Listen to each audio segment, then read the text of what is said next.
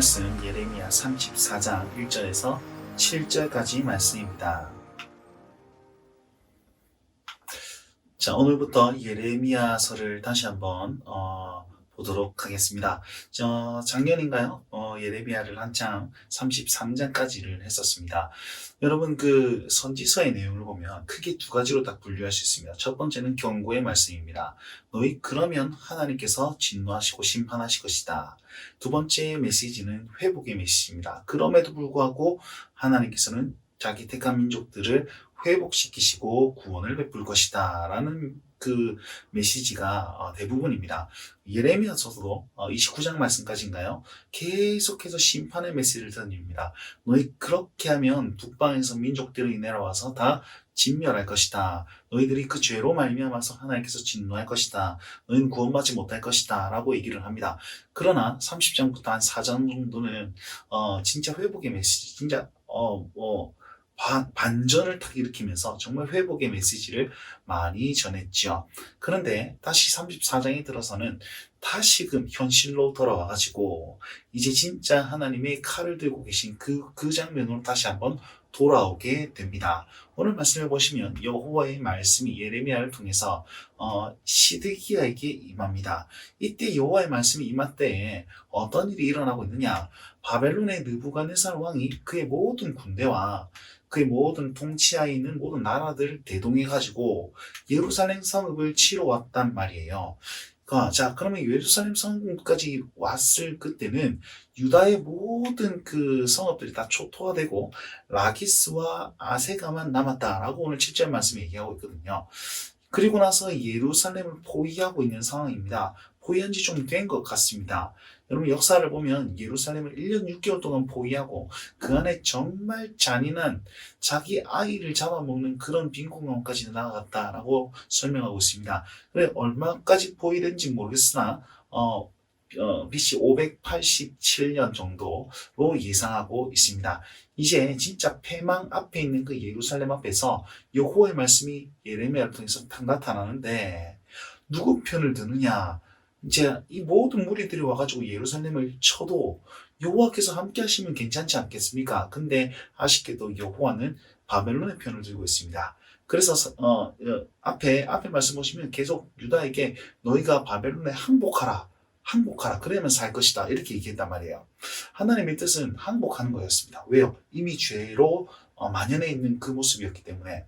자, 여호와의 말씀이 이렇습니다. 바벨론이 이 성을 불살릴 것이다. 그리고 시드기야 왕은 네 눈이 느부갓네살 왕을 볼 것이고 네 입이 또 이제 같이 대면할 것이다 라고 얘기하면서 바벨론 왕과 마주할 것을 예언하고 있고요. 그 다음에 시드기야 왕은 바벨론으로 잡혀갈 것이다 라고 얘기를 하고 있습니다. 그러면서 시드기야 왕이 여호와의 말씀을 들으라 라고 얘기하면서 여호와의 말씀을 더 명확하게 얘기해 주는데 4절 5절 말씀이 이렇게 얘기하고 있습니다.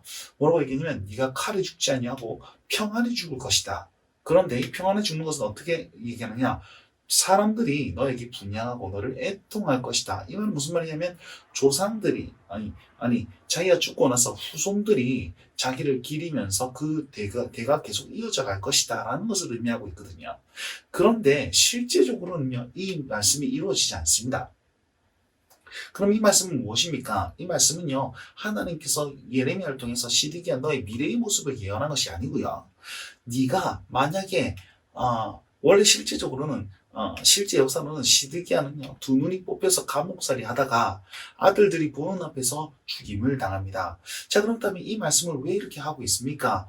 이 말씀은요 네가 시드기야 왕이 진짜 말씀을 잘 지키고 회개하고 돌이킨다면 이런 평안한 죽음을 맞이할 것이다 라는 것을 얘기하고 있는 겁니다. 근데 앞에 말씀드렸다시피 실제적으로 안 그랬단 말이죠.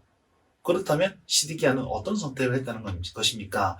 네, 말씀을 잘 지키지 않았다는 것을 얘기하고 있습니다. 그리고 실제적으로 이 시드기야의 패망은 32장에 30 몇 장에도 2장인가요? 거기서도 예언하고 37장에서도 그대로 나오고 있습니다.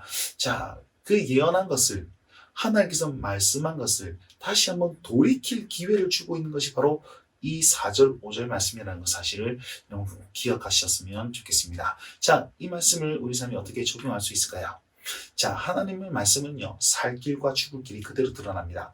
경고와 회복이 그대로 있습니다. 생명의 길과 사망의 길이 나눠져 있는 그 선택을 할 수 있도록 계속 복음의 메시지를 던져주고 있습니다. 성령님이 그걸 택할 수 있도록 우리 마음속에 역사하고 있고요. 근데 택하지 못하는 것은 무엇입니까?